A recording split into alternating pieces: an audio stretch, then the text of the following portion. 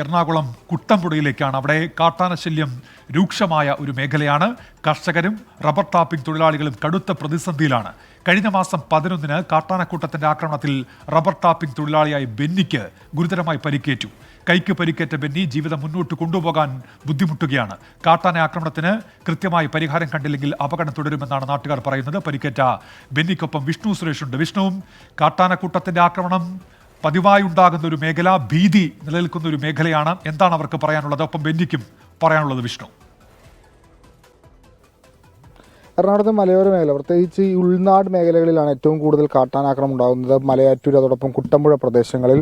കഴിഞ്ഞ 11-ാം തീയതി കുട്ടമ്പുഴ പഞ്ചായത്തിലെ 8-ാം വാർഡിൽ താമസിക്കുന്ന ബെന്നി, അദ്ദേഹം റബ്ബർ ടാപ്പിംഗ് തൊഴിലാളിയാണ്. രാവിലെ 6:30 ജോലി ചെയ്യുന്നതിനിടയിലാണ് കാട്ടാനാക്രമണത്തിൽ പരിക്കേറ്റത്. ബെന്നി നമുക്കൊപ്പം ചേരുകയാണ്. അദ്ദേഹത്തിൻ്റെ കൈക്ക് പൂർണ്ണമായും പരിക്കേറ്റ്, കൈക്ക് ചവിട്ടുന്ന ഒരു സാഹചര്യമുണ്ടായി. കൈ നിലവിൽ പ്ലാസ്റ്റിക് സർജറി ഉൾപ്പെടെ ചെയ്തിട്ടാണ് വീണ്ടും പൂർവ്വസ്ഥിതിയിലേക്ക് ആക്കിയത്. ചേട്ടാ, അന്ന് എന്താണ് സംഭവിച്ചതെന്ന് പറയാമോ? ഇവിടേക്ക് ഇത്തരം കാട്ടാനശല്യം വലിയ രൂക്ഷമാണോ?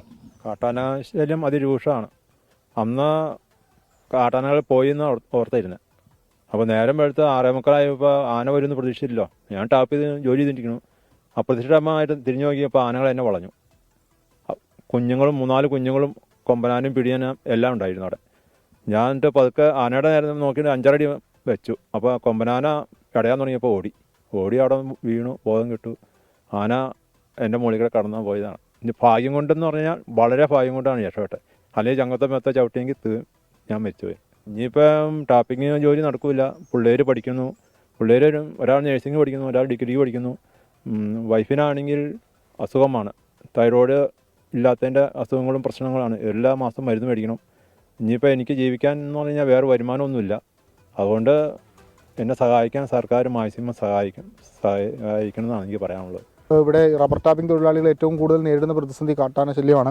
ചേട്ടാ, നമ്മൾ നേരത്തെയൊക്കെ കുറേ തവണ പറഞ്ഞിട്ടുണ്ട് ഇവിടെ കാട്ടാനശല്യം ഉണ്ട് എന്ന്. പക്ഷേ എന്തെങ്കിലും നടപടികളൊക്കെ കൃത്യമായി എടുക്കുന്നുണ്ടോ? നടപടികളെന്ന് പറഞ്ഞപ്പോൾ ഇവിടെ ഈ ആക്സിഡൻറ്റ് ഉണ്ടായതിന് ശേഷം ഫോറസ്റ്റുകാർ ഇപ്പോൾ രാത്രിയിൽ പട്രോളിംഗ് ഒക്കെ നടത്തുന്നുണ്ട്. നമ്മളിപ്പോൾ ഇവിടെ കുറേ ആളുകളുടെ വാട്സപ്പ് ഗ്രൂപ്പൊക്കെ രൂപീകരിച്ചുകൊണ്ട് ഫോറസ്റ്റുകാർ എല്ലാ ദിവസവും തന്നെ ഒരു മുന്നറിയിപ്പൊക്കെ കൊടുക്കുന്നുണ്ട് വാട്സപ്പ് ഗ്രൂപ്പിൽ. പിന്നെ നമ്മളായാലും എവിടെയെങ്കിലുമൊക്കെ ആന കയറുന്ന സാഹചര്യം ഉണ്ടാകുമ്പോൾ തന്നെ അവർക്ക് മെസ്സേജ് അയക്കുന്നുണ്ട്, ഇന്ന സ്ഥലത്ത് ആന കയറിയിട്ടുണ്ട്, അതുകൊണ്ട് അടിയന്തരമായിട്ട് ഇടപെടണം എന്നൊക്കെ പറയുന്നുണ്ട്.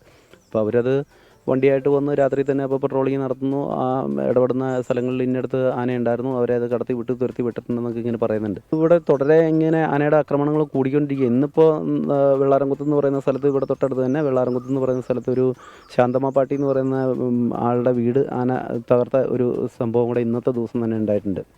അപ്പോൾ ഇങ്ങനെ ഇതിനൊരു ശാശ്വത പരിഹാരം എന്നുള്ള നിലയ്ക്ക് എന്തെങ്കിലും അടിയന്തരമായി സർക്കാരിൻ്റെ ഭാഗത്തുനിന്ന് ഉണ്ടാകണമെന്നുള്ളതാണ് നമ്മുടെ നാട്ടുകാരെന്നുള്ള നിലയ്ക്ക് നമ്മുടെ അഭിപ്രായം.